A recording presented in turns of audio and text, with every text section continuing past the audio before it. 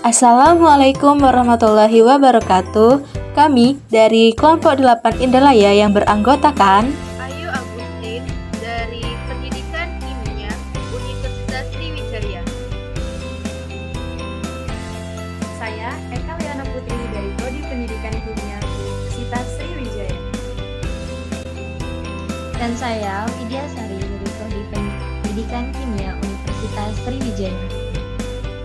pokok bahasan kali ini yaitu pencernaan makanan. Adapun tujuan pembelajaran yaitu mahasiswa menguasai fondasi saintifik pada materi pencernaan makanan. Materi singkat.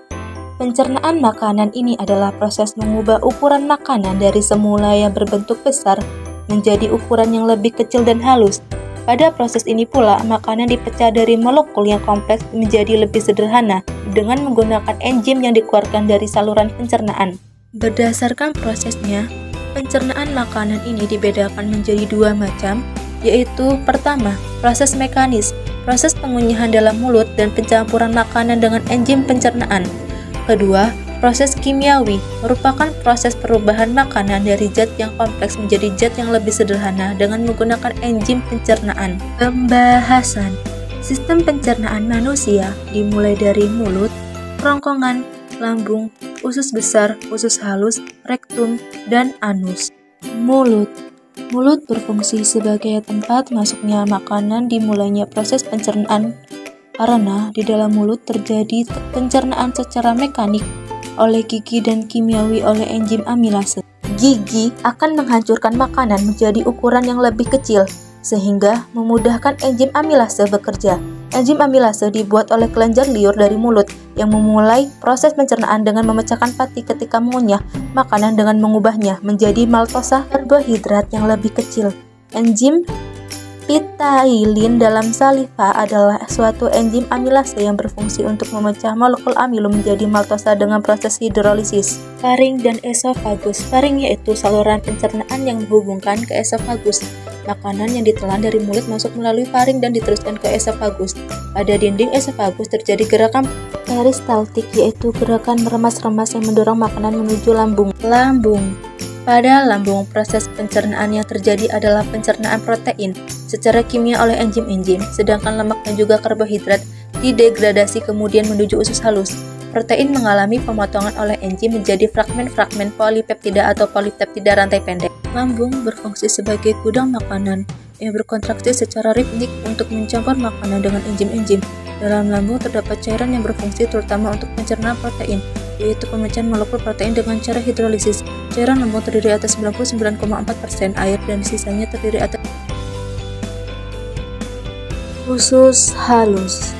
Usus halus terdiri dari 3 bagian, yaitu duodenum, jejunum, dan ileum. Usus halus akan menyelesaikan pekerjaan perut yang belum usai, yakni memecah makanan dengan enzim yang diproduksi pankreas, empedu, serta hati. Disinilah tubuh akan menyerap nutrisi makanan ke aliran darah. Tanpa kinerja jejunum dan ileum, tidak mungkin nutrisi bisa diserap oleh tubuh. Keduanya memikul tanggung jawab besar dalam memindah nutrisi makanan ke dalam aliran darah. Sementara itu, duodenum hanya akan membantu usus dalam memecah makanan. Pencernaan makanan secara kimiawi pada usus halus terjadi pada suasana basah. Usus besar. Di sini makanan yang masuk adalah sisa-sisa dari pencernaan dan akan dipindahkan menuju ke rektum, lalu anus. Namun sebelumnya, seluruh cairan yang ada di dalam makanan akan diserap, sehingga sisa-sisa makanan ini akan disimpan di dalam usus sigmoid. Biasanya dibutuhkan waktu 36 jam agar kotoran bisa melewati usus besar. Saat usus besar sudah penuh dengan sisa-sisa makanan ini, maka proses eliminasi menuju ke dubur atau rektum akan dimulai. Selanjutnya yaitu rektum. Rektum atau dubur adalah ruangan sekitar 20 cm yang menyambungkan usus besar ke anus. Menerima kotoran dari usus besar adalah tugas utama dari dubur. Saat gas atau fase masuk ke dalam dubur, dalam proses buang air besar, otot akan merileks dan rektum berkontraksi sehingga fase akan keluar lewat anus. Dan proses pencernaan terakhir yaitu anus. Anus adalah pemberhentian terakhir dari proses pencernaan sebelum akhirnya makanan yang sudah berubah menjadi kotoran dan fases keluar dari tubuh. Anus terdiri dari otot dasar panggul dan dua sfinkter, otot internal dan eksternal. Lapisan atas anus bertugas untuk mendeteksi isi dubur.